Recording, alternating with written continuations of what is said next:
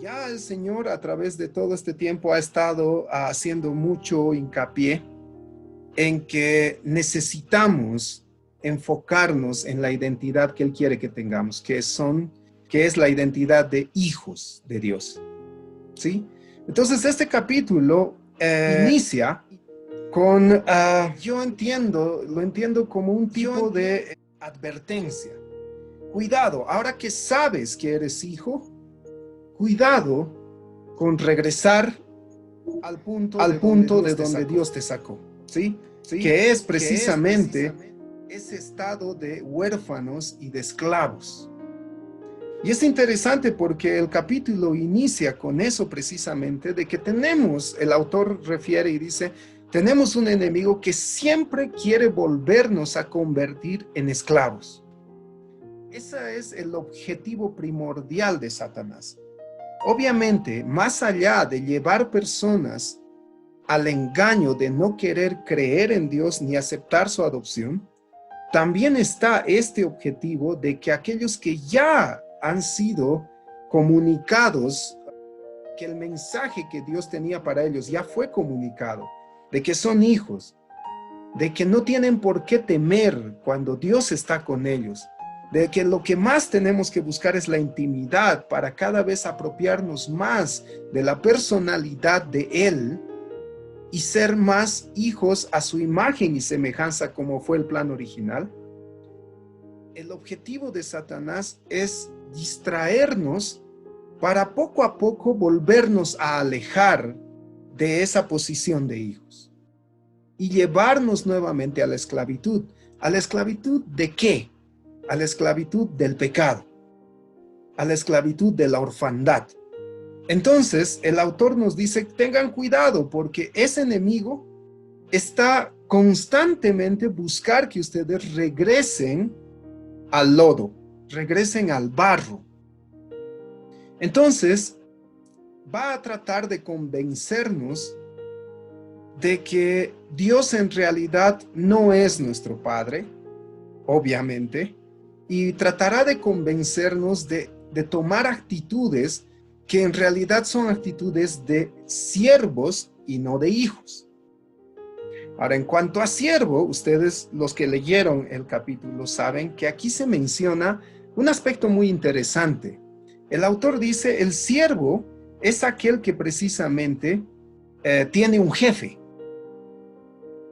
Entonces, generalmente va a tener esa idea de que debe complacer al jefe, debe hacer lo que el jefe pide, y esto de jefe es interesante, porque puede ser el ser humano mirando a Dios con esos ojos de sirviente, y Dios es mi jefe.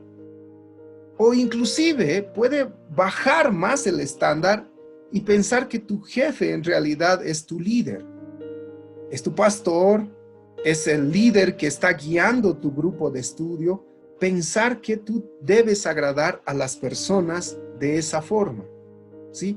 A través de lo que tú haces. Y el autor utilizará aquí este versículo en Juan 15:15 que dice, ya no os llamaré siervos, es el Señor Jesús hablando, y dice, ya no os llamaré siervos, porque el siervo no sabe lo que hace su Señor, pero os he llamado amigos, porque todas las cosas que oí de mi Padre, os las he dado a conocer. Entonces es el Señor aquí, el Señor Jesús, confirmándonos que ya no es el ser siervo antes que ser hijos. Es al revés. Primero somos hijos y después somos siervos. Si recuerdan, en algún momento de una sesión pasada, tuvimos esa charla. ¿Recuerdan? Cuando hablamos de ¿somos siervos de Dios o no? Y llegamos a la conclusión que sí somos siervos de Dios. Tenemos que servir a Dios. Tenemos que trabajar para engrandecer el reino. Eso es cierto, es indiscutible y está escrito en la Biblia. Sin embargo, no podemos anteponer esa calidad de siervo a la calidad de hijo o a la calidad de amigo. Entonces, el autor lo expresa de una manera fabulosa, este aspecto, y dice, el siervo es un esclavo y tiene un jefe. Debe a este responsabilidad, disciplina, y si no sirve, es desechado. Esa es la mentalidad que el siervo tiene. Cuando el siervo se da cuenta de que no está sirviendo o no está sirviendo como el jefe espera, entonces siente que va a ser despedido, que va a ser desechado. Y si recuerdan, tomamos ese dicho, el que no sirve, no sirve, que muchos de nosotros hemos escuchado. Y yo estoy convencido de que probablemente eso se haya dicho con una buena intención. Y tiene cierto grado de verdad, pero es en un segundo plano eso. Porque aquel que no tiene su identidad segura en Dios, no puede hacer un servicio como Dios espera. E incluso, estoy seguro que todos aquí, o la mayoría, hemos escuchado el mensaje del amigo del novio, ¿verdad? Que se dio hace un par de semanas. En ese mensaje entendíamos que esto que el Señor Jesucristo dijo, ya no les llamaré siervos, sino amigos, es porque el amigo del novio es quien prepara a la novia para el matrimonio con el novio. Y este preparar a la novia es el servicio, no es otra cosa más que el servicio a la iglesia. Pero ojo, queridos, repito, si uno no sabe quién es, no sabe cómo servir. Entonces la identidad es clave para que tú empieces tu servicio. Es como, no sé si alguna vez ustedes han tenido esa oportunidad. Hagamos una limpieza en la iglesia. Perfecto. Quedamos en un día, en una hora, y todos estamos ahí. De pronto tú llegas cuando ya todos están trabajando, ¿y qué haces? O sea, no puedes meterte a trabajar en algún lado porque capaz que eso ya se haya organizado. Entonces, ¿qué es lo que tienes que hacer? Debes ir a preguntar, y esta es la pregunta típica, ¿en qué necesitan ayuda? ¿Qué hago? ¿En qué ayudo? ¿Verdad? Entonces, cuando alguien te dice, hermano, por favor, agarra las sillas y llévalas a aquel lado, entonces ya sabes lo que tienes que hacer, porque ya se te dijo cuál era tu función. Me parece que en esto de la identidad y del servicio es algo parecido. Tú no puedes hacer algo para Dios si es que no has tenido la relación de padre e hijo con Él. ¿Por qué? Porque no sabrás qué es lo que tu papá necesita que tú hagas. Porque las órdenes para el servicio vienen directamente de Dios. Entonces, ese factor es el que creo que afecta o ha afectado a lo largo de la historia de la iglesia en su conjunto, ha afectado a que muchas personas trabajen para agradar a los líderes, que hagan algo para agradar a la congregación, en lugar de que el objetivo sea que Dios se sienta complacido por lo que estoy haciendo. Repito, esto es en muchos de nosotros, y yo me incluyo, no es que todas las personas que trabajan no saben por qué lo hacen.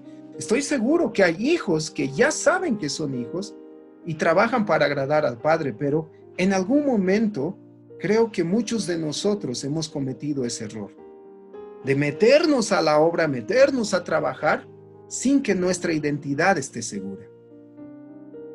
Entonces el autor trata ese aspecto y nos trata de hacer entender que las características del siervo, por ejemplo, es que siempre está en competencia. Siempre cree que sus hermanos son la competencia. Entonces que yo debo sobresalir por encima de los demás en lo que hago, haciéndolo bien. Y parecería que no hubiera nada malo en eso, pero lo malo está en cuál es la motivación que te lleva a hacer eso. O sea, tendríamos que tener en el cuerpo de Cristo la misma motivación que tenemos, por ejemplo, en nuestro trabajo secular. Porque en nuestro trabajo secular, si se acostumbra en el trabajo que tú realizas, dar promociones a los mejores trabajadores o a los que sobresalen, entonces ahí vale tener ese sentido de competitividad para yo sobresalir y tener una promoción. Pero en el cuerpo de Cristo, ¿será así que deberíamos trabajar? ¿Será que yo debo competir con los demás para que Dios me promocione? Creo que ese no es el objetivo. La competencia dentro del cuerpo de Cristo no es el objetivo en absoluto. Entonces, el autor irá tratando aquí de mostrarnos aspectos muy claves y específicos para entender cuál es la diferencia entre un esclavo, siervo, huérfano y un verdadero hijo. Hasta aquí, ¿hay algún comentario que quisieran hacer? ¿O alguna pregunta? Hermanita Neda, por favor, adelante. Buenas noches a todos. Habla mucho sobre el temor que se siente a Dios y no así esa relación íntima de hijo que tuviéramos que tener con Él.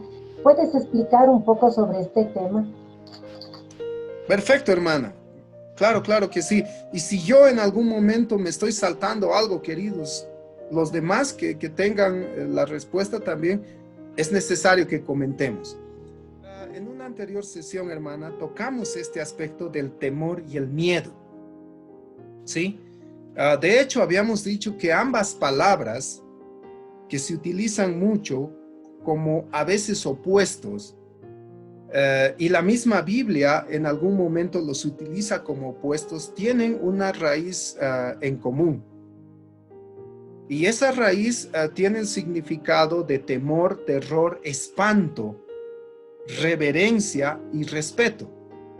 Me parece que esto lo tocamos cuando hablamos de la figura de autoridad de padre que tiene Dios. Entonces, aquí hay como que una línea muy delgada, porque lo que Dios espera de nosotros es ese temor que se enfoca en el respeto, la reverencia y también algo de ese miedo que sabes que debes tener por el poder que tiene tu papá. Si recuerdan este versículo en la Biblia que dice, no tengan miedo de aquellos que pueden matar el cuerpo, más bien teman a aquel que además de matar el cuerpo puede matar el alma y enviarlos al fuego eterno. Entonces ahí nos está diciendo, tiene que haber también en nosotros esa reacción de miedo cuando nosotros nos equivocamos y sabemos el poder que Dios tiene. Pero, ojo, que aquí no estamos diciendo tenerle ese terror a Dios de que ya empezaré a hacer las cosas para que Él no me castigue. Eso es lo que la Biblia también enseña. Cuidado, no actúen por temor, porque no tienen un papá que no entiende aquello que por lo que ustedes pasan. Y fíjense cómo es esta diferencia. Si recordamos el episodio de Adán y Eva, después de haber pecado delante de Dios, Adán le dice, me escondí. ¿Por qué? Porque tenía miedo. Entonces ahí parecerían haber ciertas contradicciones en que por fin, ¿debo tenerle miedo a Dios o no? Y la respuesta es sí y no. Sí en el sentido de tenerle ese miedo que te lleva a un respeto, a una reverencia, al saber lo grande y majestuoso que es tu papá y el poder que él tiene. Pero no ese terror que te aleja de él y que solo te hace actuar por miedo al castigo que él te puede dar. Entonces, estamos manejándonos entre esos dos conceptos. Los que son papás y mamás me entenderán este aspecto. Han debido ver, y todos nosotros hemos debido ver en algún momento, esos pequeños, estoy hablándoles de niños de 4 o 5 años, cuyos padres les dan una orden y parece que a los niños no les interesa. Ya, los papás se enojan y les amenazan. Y aún así, los chicos parece que no les interesa, siguen haciendo su querer. Inclusive, si los papás llegan a darle el castigo físico, parecería que ni les duele y siguen haciendo lo que quieren. Entonces, ahí vemos una falta de respeto, una falta de reverencia y una total ausencia de ese miedo de saber que tu papá puede lastimarte si quisiera, pero no lo hace porque te ama. Entonces, es más o menos esa idea la que Dios también espera. Tú como papá, tú como mamá, esperas que más que temor, más que miedo, tu hijo o tu hija te ame y que te obedezca, no porque tiene miedo del castigo que le puedes dar, sino porque te tiene el amor de que yo quiero obedecer a mi papá porque eso sé que hace que mi papá esté feliz, que mi mamá esté feliz. Entonces, estamos entendiendo esas dos ideas. No es un terror que te hace actuar por miedo al castigo, el que tienes que tenerle a Dios. No. Es ese miedo que sabes que tu papá puede quitarte cosas solo para hacerte entender que no puedes seguir tomando actitudes que vayan en contra de lo que Él te pidió hacer o hacer aquello que Él te pidió que no hicieras.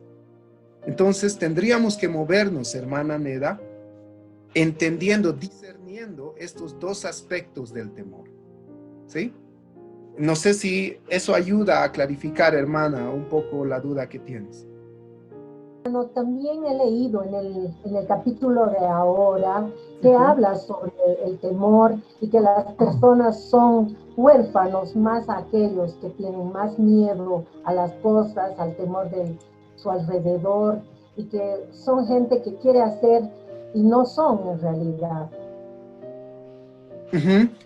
Exacto, hermanita. Y eso va de la mano con la orfandad. Cuando tocamos este punto de la orfandad, recuerdan que dos aspectos que resaltamos era el valor y la protección que la orfandad quita del ser humano. Cuando tienes este espíritu de orfandad, no te sientes valorado por un lado y por otro lado te sientes completamente desprotegido. Entonces, me parece que el autor también se refiere a ese aspecto, que cuando tú no adoptas, como dijimos con el pastor, no cerramos el círculo de la adopción, nosotros reconociéndole a Dios como Padre, siempre habrá un temor en nosotros. Y Satanás utilizará esa brecha, por muy pequeña que sea, para introducirte aún más y más temor en la vida. Y eso es lo que tenemos que tener cuidado. ¿Cuántos de nosotros en algún momento en esta época de pandemia no se nos ha cruzado por la mente, ¿y si me contagio? ¿Y si contagio a mi familia? Y cuando hemos tenido ese pensamiento, a los que se nos pasó por la cabeza, nos entró un miedo. Y si no hay dónde entrar, no hay una clínica o un hospital, si es que alguien se pone mal. Entonces Satanás, cuando ve ese tipo de brechas, empieza a meterte muchos más pensamientos, muchísimos más pensamientos para introducir terror en tu vida y que te olvides que tienes un papá que está pendiente de ti, que te tiene en la vista todo el tiempo y que te ha dicho que te va a proteger y que todo lo que te suceda, aunque a tu vista fuera algo malo, todo ayuda para el bien de aquellos que aman a Dios. Entonces, ese temor está de la mano de la orfandad. Si aún nosotros tenemos temor, queridos, esa es una alerta de que aún no estamos haciendo efectiva la adopción que Dios nos ha puesto en nuestra seguridad, aquella adopción que nos permite plena en Él. Hermanita Neda. Gracias. Gracias a ti, hermana querida. ¿Algún otro comentario de esta parte? Mentalidad de siervos. ¿No? Muy bien. Entonces continuamos a la siguiente que dice esclavos o hijos. Aquí el autor cita dos versículos que ya los habíamos leído, por lo menos un par de ellos ya los leímos previamente, que están en Gálatas 4:1 y Gálatas 4, versículos 6 y 7. Dice, pero también digo, entre tanto que el heredero es niño, en nada difiere del esclavo, aunque es señor de todo. Eso fue para mí algo tremendamente grande en cuanto a contenido. Y que responde quizás muchas dudas que nosotros tenemos. ¿Por qué si soy hijo, no puedo hacer esto? No puedo hacer este otro. ¿Por qué si soy hijo, sigo teniendo miedo?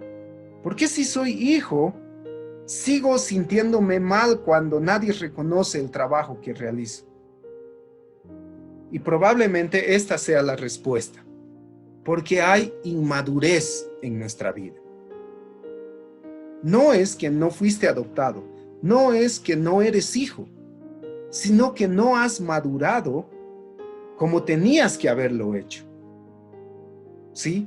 Entonces, esto de la madurez, a pesar de que en el punto de vista natural humano, lo relacionan mucho con la edad, que mientras mayor edad una persona es más madura, inclusive eso se rompe en lo natural, ¿verdad?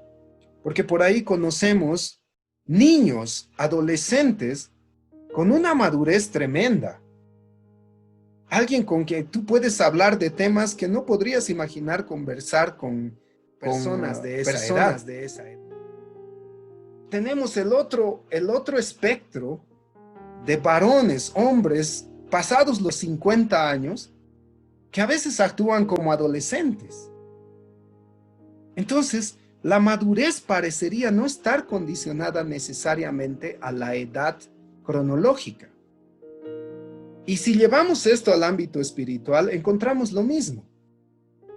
Muchos de nosotros hemos escuchado hablar de Dios desde que hemos nacido, o quizás desde hace varios años atrás.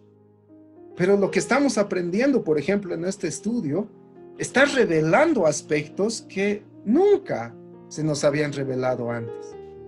Entonces, el tiempo que tú llevas de cristiano no va a ser estrechamente o necesariamente relacionado con la madurez espiritual que tú tengas.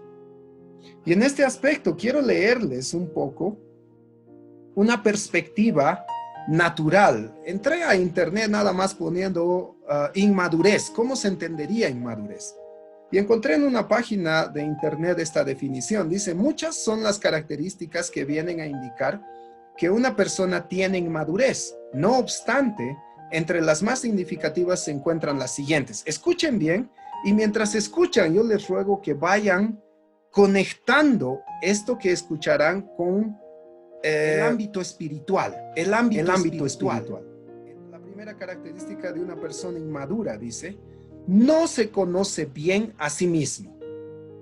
Es decir, no sabe cuáles son sus virtudes, sus defectos o los límites a los que es capaz de llegar. No se conoce bien a sí mismo.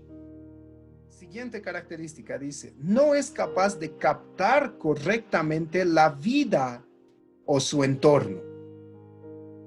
Conéctenlo con el ámbito espiritual, queridos. Hay revelación tremenda en esto. Una persona inmadura sufre constantes cambios de humor y estado de ánimo, porque no cuenta con la estabilidad a nivel emocional. Y nosotros podríamos decir porque no cuenta con la estabilidad a nivel espiritual. No es responsable y además no se compromete. Se muestra con poca capacidad para poder hacerle frente a los contratiempos y adversidades. Va improvisando su vida porque no tiene un proyecto de futuro. Es mal perdedor. Presenta dificultades para poder argumentar una postura o incluso para razonar los hechos a los que tiene que hacer frente. No es capaz de tolerar convenientemente lo que son las frustraciones. Les repito, esto no es una página cristiana. Esto es nada más, obviamente, asumo que está visto desde el punto de vista psicológico. Pero ¿no les parece que la inmadurez espiritual es semejante? ¿No les parece que hay mucha coincidencia con lo que nosotros vivimos y lo que nos preguntamos? ¿Por qué no puedo vencer este pecado? ¿Por qué no puedo todavía dominar mi carácter? ¿A dónde va tu vida espiritual? ¿Cuál es el objetivo espiritual que Dios te ha dado específicamente a ti? Y no estoy hablando de objetivo colectivo, porque un objetivo colectivo sería ganemos más personas para aumentar la familia de Dios. Pero específicamente a ti, ¿qué objetivo tiene tu vida en lo espiritual? ¿Te preguntaste alguna vez? Y aquí viene, ¿en qué quiere Dios que tú sirvas? ¿En qué te dijo papá que quiere que le ayudes? Entonces, estamos entendiendo esta necesidad de madurar, porque mientras no maduremos, en nada nos diferenciaremos de la esclavitud, del ser esclavos. ¿Sí? Y es algo fuerte que necesitamos entender. El autor también señala Gálatas 4:6 y dice, y por cuanto son hijos, Dios envió a sus corazones el espíritu de su Hijo, el cual clama, Abba Padre. Así que ya no eres esclavo, sino hijo. Y si hijo, también heredero de Dios por medio de Cristo. Y aquí démonos cuenta que la herencia también tiene mucho que ver. Habíamos dicho que imaginemos todo lo que Dios posee. La Biblia menciona y dice, todo lo que vemos pertenece a Dios. Todo aquello que fue creado le pertenece. Él es dueño de todo esto. Y si tú eres su heredero, ¿no crees que eso también te corresponde a ti? Y además, en sesiones pasadas también dijimos que no es solo la herencia de las posesiones que Dios tiene, sino es la herencia de su mismo carácter. Entonces, imagínense cuánto perdemos cuando no nos preocupamos en madurar. Cuando no nos preocupamos en ponernos en la posición que Dios quiere que estemos, para que Él nos alimente y así vayamos dando mucho más fruto. ¿Sí? Entonces, ¿eres hijo o eres siervo? Y aquí el autor nos está dando pautas de más o menos saber cómo evaluar ese aspecto. ¿Hay algún comentario? ¿No? Muy bien, entonces aquí entramos de hecho aquello que está dividido en este capítulo 7 y en el capítulo 8, que son pautas muy puntuales que el autor nos va a dar para identificar nuestro estado, si de siervos o hijos. Y el primer punto que él toma, y obviamente que esto tiene que ayudarnos bastante, dice el síntoma principal, aquello que guía tu vida, y es algo que la hermana Neda lo mencionaba. Y él pone en forma de cuadro, ¿verdad? Ahí está en el libro. Por una parte tenemos la mentalidad de huérfano o esclavo, y en el otro lado está la mentalidad de hijo, en referencia al síntoma principal. El huérfano, el esclavo, opera por temor, por ese miedo del que hablamos hace un momento. Y la mentalidad de hijo dice, opera por amor. Entonces tu vida se guía por el castigo que Dios puede darte cada vez que te equivocas. Entonces por eso tengo que procurar no equivocarme. No, tu vida, si eres realmente hijo e hija de Dios, se guiará por el amor que le tienes a tu papá. Aquello que ya habíamos mencionado anteriormente, ¿verdad? Y aquí el autor menciona Romanos 15:16 y dice, pues no habéis recibido el espíritu de esclavitud para estar otra vez en temor, en ese terror a Dios, en ese temor al castigo, digámoslo así, sino que habéis recibido el espíritu de adopción por el cual clamamos Abba Padre. El espíritu mismo da testimonio a nuestro espíritu de que somos hijos de Dios. Y el mismo autor menciona lo que la hermana Neda señaló hace un momento. El que es esclavo, el que es huérfano, vive con miedo a todo. Teme ser principalmente rechazado, ser condenado, ser desechado. Tiene miedo a tomar decisiones para el futuro. Eso es inmadurez también. Estos huérfanos y esclavos viven llenos de inseguridad y desconfianza. ¿Sí? Entonces, creo que esta parte del síntoma principal, aquello que guía tu vida, está más que claro. ¿Hay alguien que quisiera comentar algo en este punto?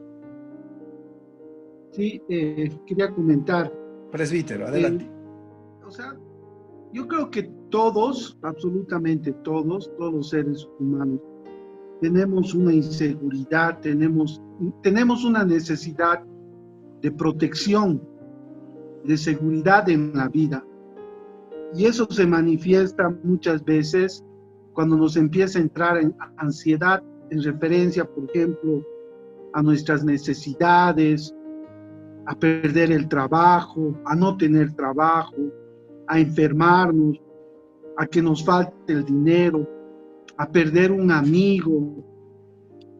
Entonces, esa necesidad de protección, de seguridad,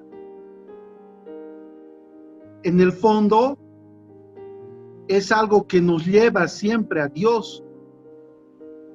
Es como si Dios hubiera puesto algo dentro de nuestra naturaleza que parece malo porque nos da miedo estar inseguros, de no tener quien nos proteja, pero o escogemos el hacerlo a nuestra propia manera, o escogemos ir al Padre para que nos proteja en ese momento. Cuando nos llega la prueba, cuando nos llega el dolor, cuando nos llega el miedo.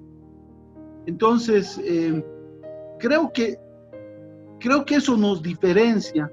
Creo que al final de cuentas, eso diferencia la relación que yo pueda tener con Dios. Si en ese momento yo voy a Dios para que Él me proteja, o si en ese momento voy a otra cosa para sentir esa protección, ¿no?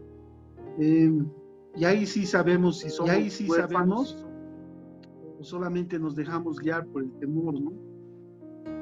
Exacto, exactamente, presbítero, muchas gracias. Es cierto, no porque tú y todos nosotros creo que ya estamos convencidos de eso, no porque tú seas hijo de Dios, quiere decir que Dios evitará que tú pases por dificultades. Creo que por el contrario, el camino del Hijo de Dios no es nada fácil. ¿Por qué no? Porque Dios quiere que tú madures, Dios quiere que dependas al 100% de Él como hijo. Entonces puede ser que tú, como dijo el presbítero, que tú que eres hijo, que tú que eres hija, comparado con alguien que es huérfano, que no conoce a Dios, atraviesen el mismo circunstancia. Ahí está, volvamos al COVID-19. ¿Sí? El hecho de que tú seas hijo de Dios o hija de Dios no garantiza. Dios puede proteger y tiene todo el poder para protegerte, pero no garantiza que tú puedas no ser contagiado. ¿Te das cuenta?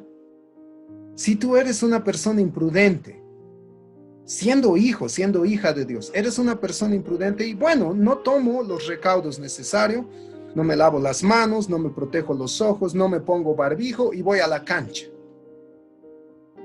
O sea, el hecho de ser hijo de Dios, en esa imprudencia, no te va a hacer inmune a nada. ¿Te das cuenta? Eres ser humano, eres tan ser humano como alguien que no cree en Dios. Pero el punto está, yo entiendo de esa manera como el presbítero lo dijo. Si tú enfrentas los mismos problemas que cualquier ser humano, ¿cómo reaccionas? ¿Cuál es la reacción que tienes? Cuando te dan una mala noticia, ¿qué es lo primero que haces?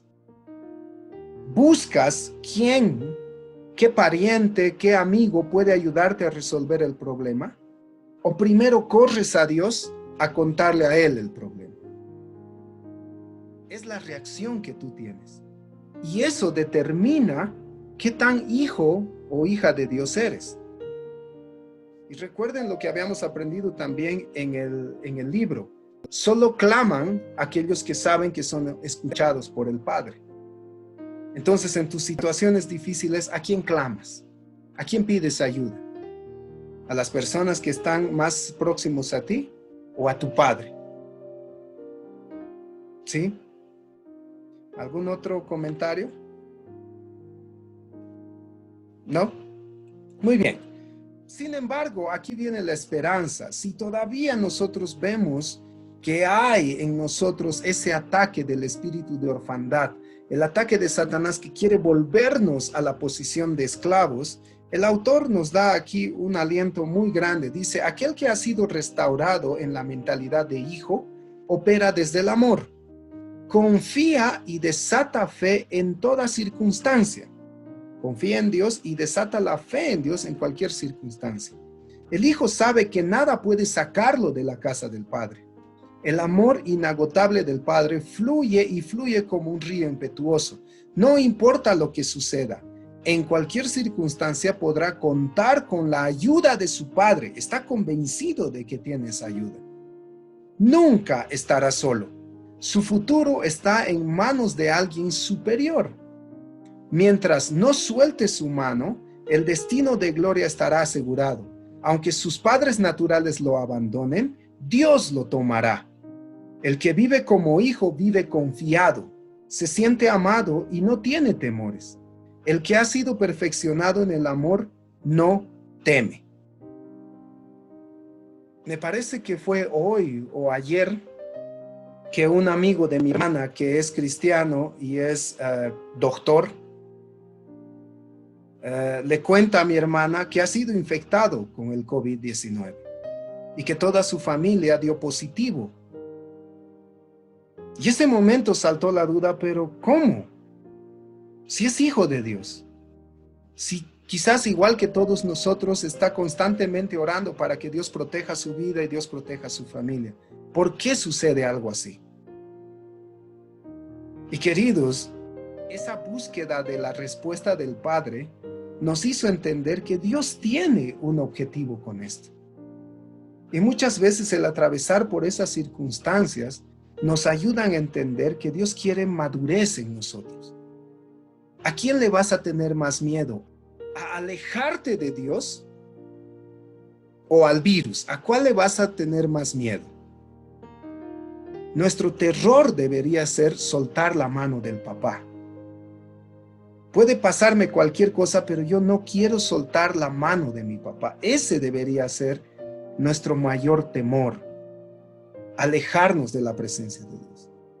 Y no saben que cuando Dios dio esa respuesta a mi hermana y en consecuencia a la familia, entendimos que nosotros continuaremos orando por esta persona, por este amigo, por su familia, y que sabemos nuevamente que los planes de Dios para sus hijos son planes de bienestar y de paz. Aunque a nuestros ojos pareciera que sea algo catastrófico, Dios tiene un objetivo mayor y un objetivo sublime detrás de cada prueba. Pero el detalle es, ¿en qué está tu confianza? ¿Confías en tu papá? ¿O prefieres, como decía el presbítero Wilfredo, tomar las cosas en tus propias fuerzas? ¿Sí? Eso marca la diferencia entre la mentalidad de hijo y la mentalidad de siervo.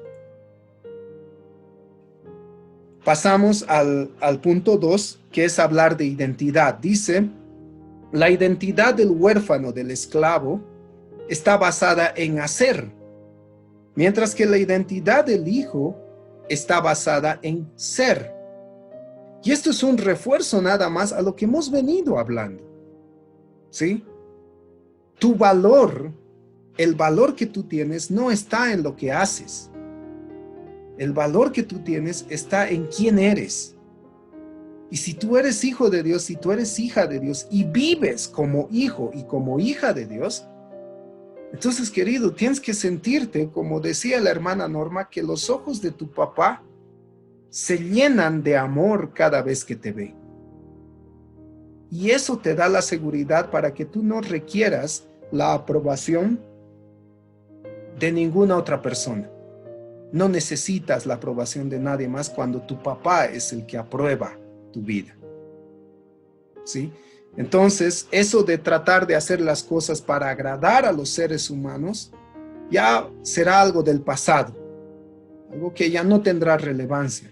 Mi objetivo es nada más saber que Dios me ama, que mi papá está pendiente de mí y que debo seguir la dirección que Él me da para tomar todas las decisiones en mi vida. En este punto, ¿hay algún comentario que quisieran hacer?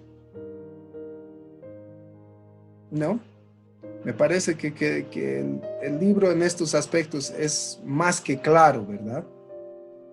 El autor comenta y dice, la tentación más grande que Jesús tuvo era precisamente esa, de que Satanás vino a querer decirle, si eres hijo de Dios, ¿por qué no haces algo? Tratando de conectar que la identidad del Señor Jesús estaba relacionada con los milagros que Él hacía. Y aquí viene algo muy interesante que a mí me llamó bastante la atención.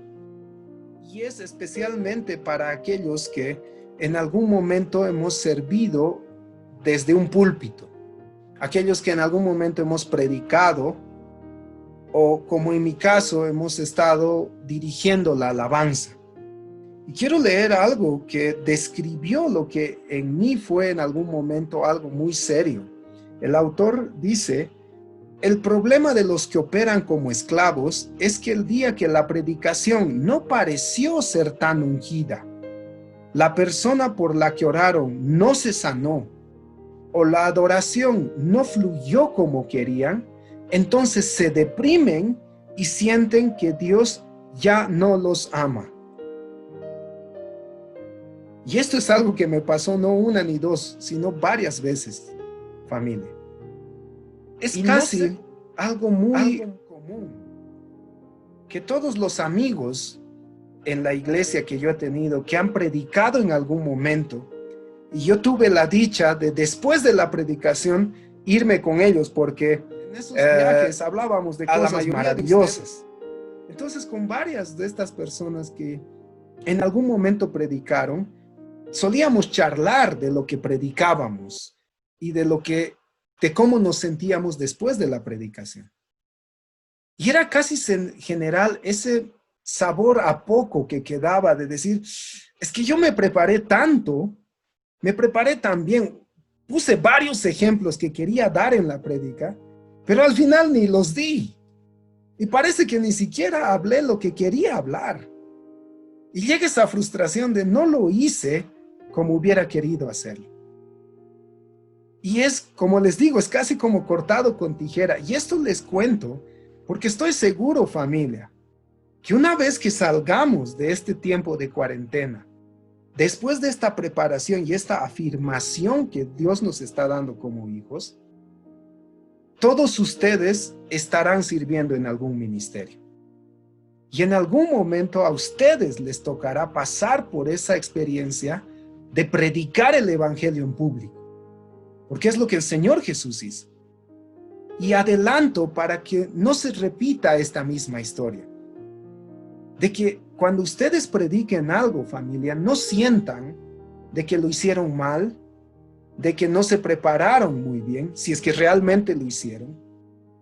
Porque me parece que la idea es, Señor, tú me das oportunidad de compartir tu palabra, yo me preparo lo mejor que puedo, pero llegado el momento, yo te entrego mi vida. Si tú quieres usar todo lo que yo he preparado, ahí lo tienes a disposición. Pero si tú quieres usar mis labios para decir otra cosa que ni siquiera preparé, estoy abierto. Eso es ser guantes, queridos, eso es ser guantes. Yo quiero tomar un martillo, Señor, y si eso te sirve, hazlo. Pero si tú, en lugar de tomar un martillo, con mi vida quieres tomar un destornillador, yo soy solo guante, úsame como tú quieres. Y cuando hagan ese trabajo, queridos, nunca escuchen esa voz que te dice, y no ha estado muy bien, no ha estado muy ungida, porque has visto, las personas no reaccionaron a lo que tú dijiste. No caigas en esa trampa. Más bien agradece a Dios porque te utilizó y confía en que lo que Dios dijo a través de tus labios fue lo exacto, ni más ni menos. Fue lo que se tenía que decir. Si realmente encomendaste tu vida a Él, Él te usó y tú no puedes reclamarle a la mano por qué no tomó una determinada herramienta. ¿Sí? Nosotros solamente somos guantes. Entonces no hay por qué sentirnos frustrados porque no salió como nosotros queríamos que salga. La idea es que salga como Dios quiso que salga. ¿Sí? Entonces, si en algún momento te toca, porque estoy seguro que les va a tocar, y yo hasta me animo a profetizar sobre tu vida, que tú en poco tiempo, cuando esto estará fundamentado, esto de tu identidad estará fundamentada, tú te tendrás que levantar como el Señor Jesús se levantó, hacer luz para este mundo. Y tendrás que hablar. Entonces nunca te sientas que hiciste poco. Amén. Por último, el tercer punto que el autor toca es la imagen propia. Y esto también viene como parte de la tarea que tenemos a diario, la imagen propia. La imagen propia del huérfano y del esclavo es la inseguridad, comparación con otros. Todo el tiempo en el ámbito ministerial se ve esto, que la manera que yo canto no es tan buena como aquella otra persona que canta y parecería que lo hace mucho mejor. Entonces vuelvo a bajar mi visión a lo natural. Y eso no es correcto, porque esa es la mentalidad de alguien que sigue siendo huérfano, que sigue siendo esclavo. La baja autoestima, el autorrechazo, sobre todo cuando has pecado. Fallaste y dices, no, es que yo estoy sucio, es que yo estoy mal. Y no digo que eso sea el inicio de un arrepentimiento. Lo malo es que todo el tiempo tú te sientas sucio, aún después de haber confesado tu pecado y haber pedido perdón. ¿Sí? Todos los pecados pasados por los que tú ya has confesado, querido, querida, déjalos atrás de una vez. Ya no cargues con eso. Libérate de una vez. Y yo te invito a quitar de tu vocabulario esa idea de yo no soy digno. Porque sí, no somos dignos de que Dios se haya fijado en nosotros. Pero el momento que Él puso sus ojos en ti, tu vida cogió un valor inmenso. Y cada vez que tú te sientas indigno por algo, o te sientas que Dios ya no se va a fijar en ti, date la vuelta y ve la cruz. Mira cuánto le costó a Dios demostrarte su amor.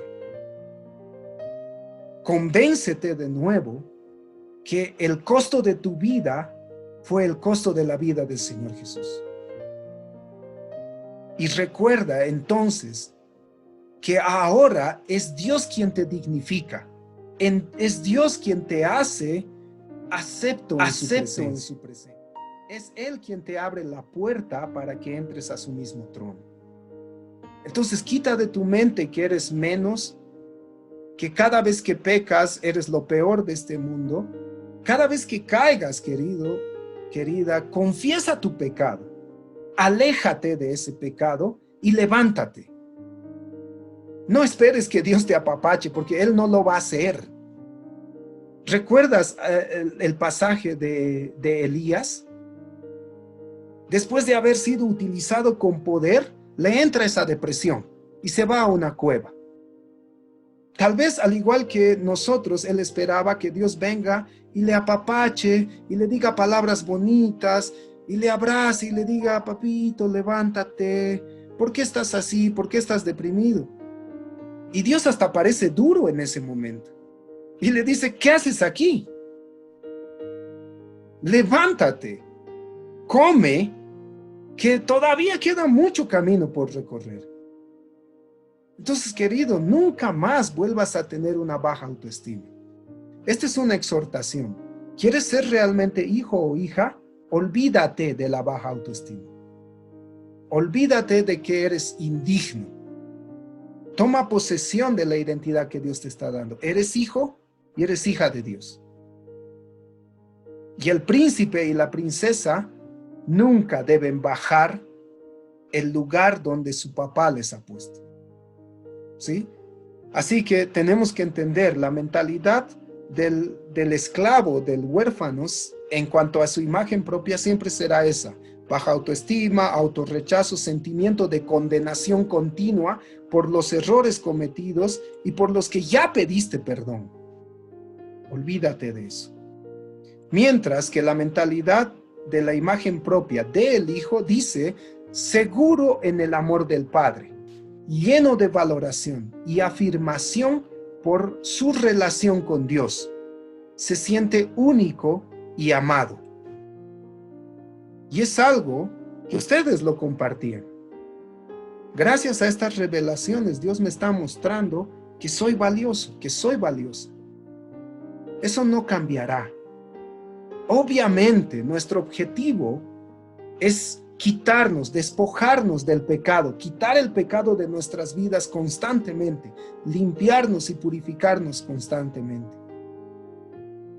Pero el hecho de que todavía haya resquicios de pecado en tu vida no te baja el lugar en el que tú estás. Dios te eligió como hijo cuando todavía eras pecador. Dios te eligió como hija cuando todavía fallabas al Padre. Entonces, ¿por qué eso cambiaría el valor que tú tienes? Preocúpate en acercarte más a tu Padre para que ese pecado vaya limpiándose cada vez más. Pero nunca más te sientas menos. Amén. ¿Hay algún comentario? Hay algo que es muy común y que a mí también me pasaba y lo he sufrido, digamos, ¿no? Es de que muchas veces pensamos que Dios tiene como favoritos, que Dios tiene personas que tienen una relación directa con Él. Y eso lo vemos, lo confundimos con las autoridades de nuestra iglesia. Pensamos que esas personas tienen una relación más directa con Dios, que tienen algo muy especial con Dios, y entonces les decimos, pastor, o sea, no está mal porque somos iglesia, pero en este sentido creo que está mal, porque yo lo he sufrido. Pienso de que esa persona va a ser oída por Dios y yo no, porque tiene más, digamos, predica o canta en el ministerio de alabanza, o es un diácono, o es un presbítero, o es un pastor, o lo que sea. Cuando Dios es tu padre, y ahí no hay categorías, ahí no hay un hijo de segunda y otro hijo de primera, que cuando yo me hinco, él me escucha igual que al Papa le escucha, ¿no? O sea, parece grave lo que estoy diciendo, pero es verdad. Me acuerdo una vez, yo estaba para ser cura, no sé, y me acuerdo una vez que en lo que vivía en ese tiempo, en el santuario donde yo vivía, había un patio gigante al centro de la basílica, y ahí tú veías a los curas orando con su rosario, y era que oraban por en las misas, pagaba a la gente para que oren por ellos. Entonces un día yo me acerco ahí, yo era nuevito, me acerco y le digo, padre, ¿le puedo ayudar a orar? Le digo, ¿no? Porque cuántas oraciones tiene que hacer, digamos, ¿no? Y él me dice, no puedes, me dice, porque tú no tienes votos solemnes. Es decir, yo no era, yo pues recién estaba conociendo a Dios, digamos, no sabía. Y le creí, y me fui, pero yo me fui así medio inconforme porque dije, ¿cómo? O sea, ahí me dio como a entender que había categorías. Pero eso, digamos, es un ejemplo muy fuerte, pero también he visto en la iglesia cristiana, yo lo he sentido muchas veces. Entonces, queridos hermanos, Dios es tu Padre como el mío. Él nos ha dicho que somos hermanos. Los hermanos, hay hermanos mayores, pero hay hermanos que crecen en un ratito y te empiezan a enseñar, y uno ha estado ya 30 años en la iglesia, y de dónde, digamos, ¿no? ¿De dónde este hermano que ayer ha entrado a la iglesia está dándonos palabra? Y es que Dios es así, y para todos hay el espacio. Dios quiere hacer a través de esa persona, a través de esa, o sea, nunca, a lo que quiero llegar, nunca nos debemos sentir menos porque no predico, porque no canto, sino precioso ante los ojos de Dios, y tener la certeza de que Él escucha tu oración igualito que la del pastor, igualita que la del presbítero, igualito que el del diácono, igualito que del papa, porque Dios es tu Padre y es un Padre bueno. Ay, querido, quisiera abrazarte, Wilfredito, porque para mí, queridos, para mí la vida del presbítero Wilfredo ha sido así. El presbítero Wilfredo, si hablamos de años desde el punto de vista cronológico, ha sido cristiano por un tiempo corto relacionado con mi vida. Pero cuando yo lo conocí y vi cómo Dios empezaba a manifestarse en él, en su familia, queridos, entendí que no se trataba de cuánto tiempo tú estás como cristiano. Se trata de cuánta intimidad buscas con Dios. Y como él perfectamente lo dijo, a una autoridad eclesiástica que tiene 20 años en el ministerio, puede que Dios no le hable lo que te hable a ti que estás 2 meses aprendiendo de Dios. ¿Por qué? Porque probablemente tú que recién estás conociendo, estás tan apasionado por buscarle a Dios, que no hay en tu cabeza otra cosa más que tu papá. Obviamente tu papá va a confiar en ti secretos que en aquel que probablemente que por los años ya crea conocer todo de Dios. Ahora, no estoy desmereciendo a las autoridades. Lo que estoy diciendo es nada más recalcar lo que el hermano Wilfredo dijo. No se trata de tiempo cronológico, se trata de tiempo de calidad que pasas con tu papá. Y este tiempo de calidad debería ser a diario y en cada momento de nuestras vidas.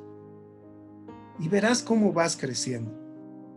Y aquí creo pertinente, probablemente tú que estás escuchando, no entiendas muy bien esto de la jerarquía dentro de la congregación. ¿Qué diferencia entre pastores, presbíteros, diáconos y los nombres que utilizamos? Porque probablemente eres nuevo en este ámbito. Y aquí quiero darte un ejemplo para que esto se entienda. Mis 2 papás son profesores de primaria. Y en algún momento yo fui estudiante en la misma escuela que ellos enseñaban. Y era chistoso porque en un momento yo fui estudiante de mi mamá. Y el primer día de clases yo me acerqué, mami, así con esa confianza que yo le tenía. Y me llevé un balde de agua fría. Porque se me acercó y muy seria me dijo, aquí soy tu profesora. Así que aquí me vas a decir profesora, no me vas a decir mamá. ¿Está claro? Y yo con una lágrima en la mejilla, sí, profesora. Pero ¿qué era el detalle? ¿Por qué les cuento esto? Porque si bien yo tenía otros profesores, probablemente mucho más jóvenes que mi mamá ahí, que recién estaban empezando a ser docentes cuando ella ya tenía experiencia, cualquier error que mi profesor cometiera, yo estaba seguro que podía correr a mi mamá y de chismoso decirle, mira, el profesor se ha equivocado en esto. Y tener la seguridad de que ella podía tomar acciones de corregirle a mi propio profesor. Creo que eso es similar a lo que sucede en una congregación. Tu papá es Dios, pero Él va a establecer autoridades sobre tu vida para que precisamente aprendas a someterte a todas las autoridades. Entonces, esas autoridades, llámense pastor, presbítero, cualquier autoridad que Dios establezca, no significa que ellos estén más cerca a tu papá. Igual que yo con mi mamá, yo sabía que aunque ella me había dicho, aquí soy profesora, yo no dejaba de ser su hijo. Y no perdía la oportunidad de que si en algún momento yo tenía algún problema en la escuela, podía correr a ella como mi mamá, aunque ella me haya dicho que es mi profesora. Y decirle, mami, he tenido problemas con este compañero o he perdido este material. Y sabía que ella podía actuar como mamá también. Entonces Dios quiere que lo veas así. Él es tu papá. En la iglesia hay autoridades, sí. Pero eso no te impide llegar directamente a tu papá. Olvida. Y creo que Dios está siendo claro y de muchas maneras nos está enseñando que tú tienes que entender que en cualquier circunstancia y en cualquier lugar, los ojos y los oídos de tu papá están sobre ti en todo tiempo. Y recuerda que solo claman aquellos que saben que son escuchados. Y tú tienes que estar convencido de que tu papá está dispuesto a escucharte en todo momento, al igual que a las autoridades que hay en tu entorno. Amén. ¿Algún comentario final? ¿Alguna pregunta?